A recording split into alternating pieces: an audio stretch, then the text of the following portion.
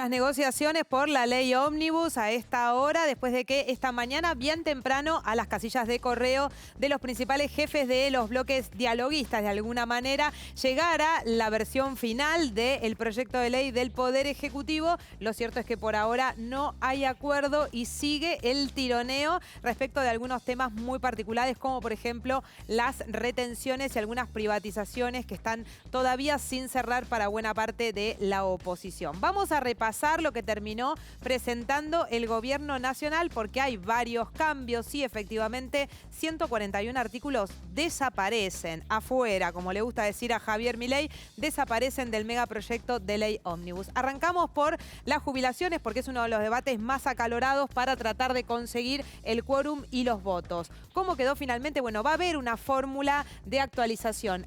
Recordamos que el proyecto la eliminaba por completo y lo dejaba a merced de la decisión del Poder Ejecutivo. Hasta marzo se aplica la fórmula actual y desde abril se ajusta mensualmente por el índice de inflación que dé el INDEC. ¿Qué pasa con esto? Bueno, que se va a comer este trimestre de altísima inflación. En diciembre 25,5 y se estima cercano a ese número, un poquito más abajo, la inflación de enero, con lo cual en este caso se lo come. Además, se eliminan las jubilaciones de privilegio para presidente y vicepresidente, pero atención, porque hay muchos festejando respecto del pasado gobierno, pero lo cierto es que empieza a regir de acá para adelante. No puede ser la ley retroactiva.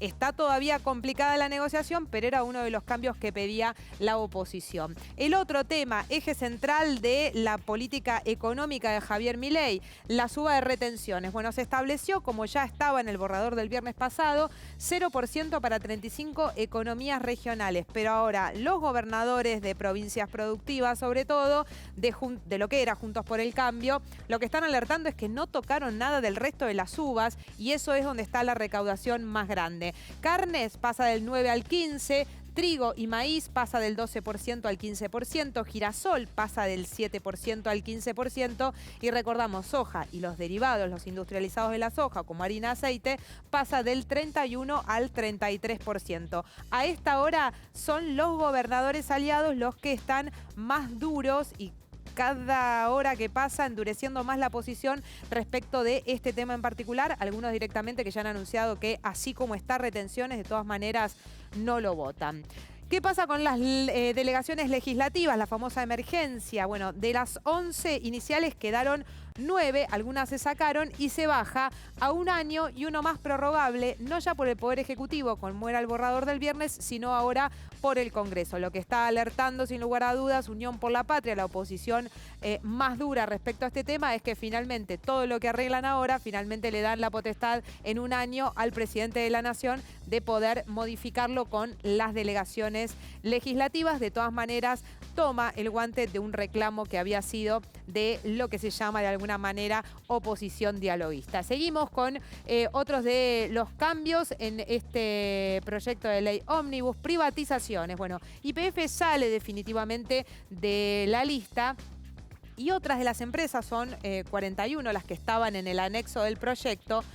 Núcleo Eléctrica, Banco Nación y ARSAT se pueden privatizar, pero solo de manera parcial y siempre con control estatal de la empresa. Es decir, que la mayoría accionaria, como actualmente es en YPF, que recordamos que el 49% es privado, bueno, lo mismo se establece para estas 3 empresas, incluido el Banco Nación. Ahora, el resto de las empresas, por ejemplo, AISA, Aerolínea, quedan a decisión del Poder Ejecutivo sin siquiera pasar por el Congreso, solamente por una comisión fiscalizadora de las privatizaciones. Hay más temas que finalmente terminaron en los cambios. En este caso tiene que ver con el Código Civil.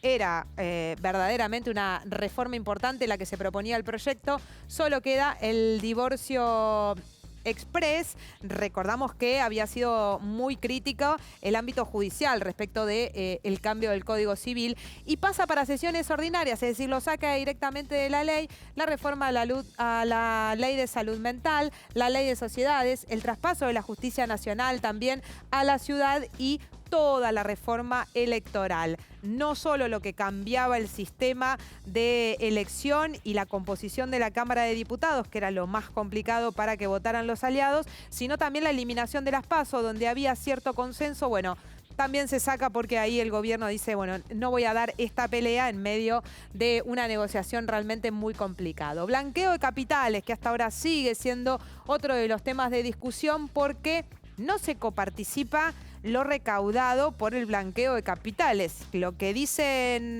los gobernadores sobre todo es, en aquellos rubros donde el gobierno sube impuestos como retenciones, no coparticipa. Se queda justamente con lo recaudado. Y lo recaudado por el blanqueo va a fondear el Banco Central. Entonces, ahí está el malestar. Uno de los artículos que se elimina tiene que ver con el que ratificaba el DNU número 70. Era el último articulado de los más de 600 que incluían en la ley ómnibus. Ahora quedaron un poco más de 500. Y uno era la ratificación por parte del Congreso de esta manera del DNU 70, que tiene que tratarse por otros carriles y que parte de ese DNU está trabado por la justicia. Y por último, hay artículos nuevos, porque salen 141, pero entran otros. Por ejemplo, que los empleados públicos no pueden tener participación política. Esto también está trayendo una enorme polémica y discusión por estas horas. Insisto, la negociación está muy trabada, no hay acuerdo, sobre todo en las retenciones.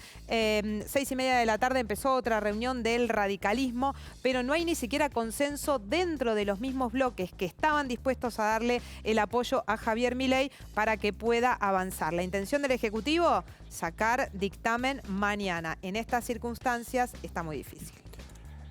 Y por cierto que hay muchas repercusiones con respecto a la nueva ley ómnibus que ha enviado el Ejecutivo al Congreso de la Nación. Escuchamos ahora a Nicolás Massot y a Miguel Ángel Pichetto.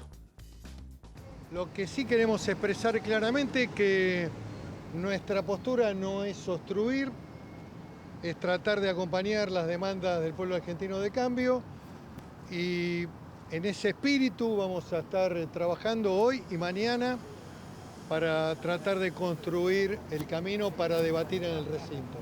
Estamos mucho mejor que la semana pasada cuando el gobierno agraviaba la crítica. La crítica es constructiva y de parte de nuestro bloque es una crítica que busca que haya una ley y que el gobierno tenga el equilibrio fiscal que es indispensable para combatir la inflación, que es lo que los argentinos primero quieren terminar.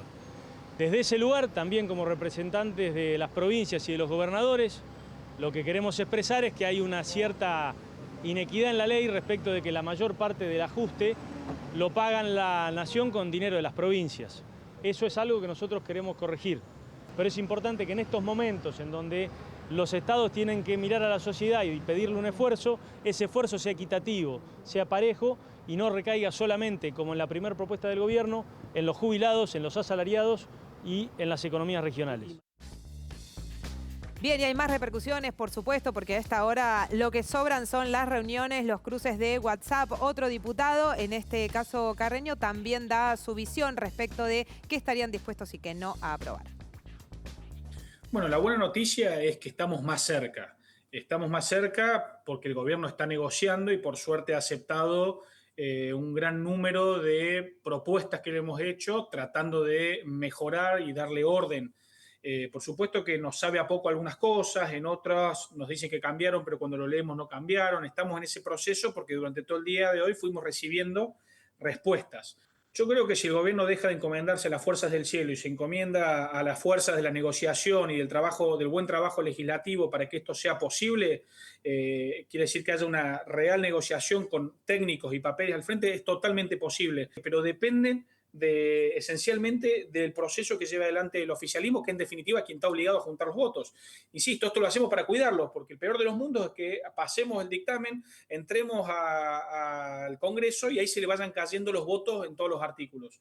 O en el Senado pase lo mismo. Por eso este proceso es para ayudarlos a que este proceso salga bien con la ley lo mejor posible y que realmente sea buena para el gobierno y para los argentinos. Bien, hay buena predisposición, dicen, de parte de todos lados, pero todavía el acuerdo no llega. Y uno de los sectores que está endureciendo su postura son los gobernadores. Marcelo. Exactamente, Mariana. Acá la cuestión tiene que ver con las retenciones. Más allá de que hubo avances en las negociaciones, en los diálogos, sobre que este punto finalmente el gobierno lo tuvo que dar de baja o lo daría de baja en cuanto a las pretensiones originales.